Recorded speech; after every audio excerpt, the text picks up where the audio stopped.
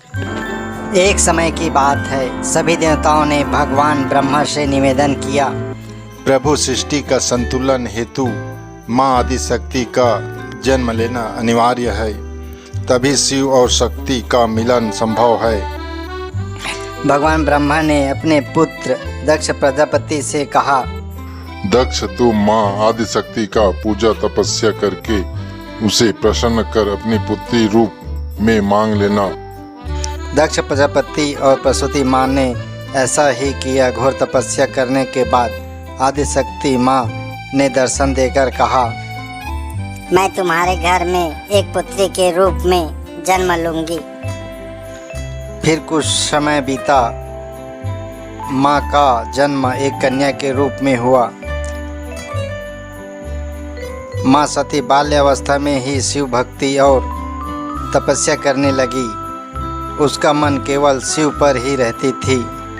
प्रजापति दक्ष यह देखकर चिंतित रहने लगा। कुछ समय बाद माँ सती का यौन अवस्था आ गई।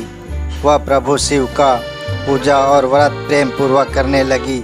तपस्या में इतनी लीन रहती थी कि कई वर्षों बीत गई। भूखी प्यासी रहकर वह व्रत किया करती थी। कई वर्ष तक फल फूल खाकर और कई वर्ष तक बेलपत्र खाकर, कई वर्ष तक वायु का सेवन करके ही पूजा किया करती थी।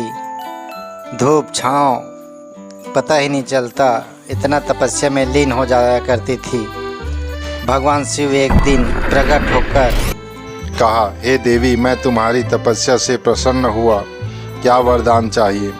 माँ सती, प्रभु आप तो सब कुछ जानते हो, आपको पति रूप में पाना चाहती हूँ। शिव जी, तुम्हारा मनोकामना पूर्ण होगा। देवी तथास्तु कहकर अंतर ध्यान हो गया। राजा दक्ष ने सती का स्वयंवर रखने का विचार किया। दक्ष चाहते थे कि सती का विवाह किसी देवता या श्रेष्ठ व्यक्ति से हो, लेकिन सती का मन तो केवल शिव पर ही था। स्वयंवर में सभी देव दानव, ऋषि मुनि और सभी सज्जन पुरुष थे। ब्रह्मा विष्णु, केवल शिव ही नहीं था। माँ सती ने शिव का ध्यान किया और शिव प्रकट हुए। तब वरमाला शिव के गले में डाली और शिव सती विवाह संपन्न हुआ। विवाह के कुछ समय बाद माता सती और शिव अपने कैलाश में विचरण करते और खुशीपूर्वक रहते थे।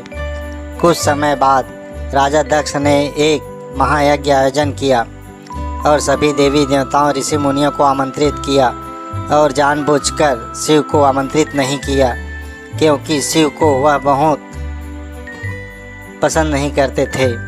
सती ने यह सुना तो वह बहुत दुखी हुई और अपने पिता के घर जाने के लिए शिव से कहा, शिव जी, देवी, बिना निमंत्रण के जाना उचित नहीं है। सती, प्रभु अपने माता पिता के घर जाने के लिए कैसा निमंत्रण।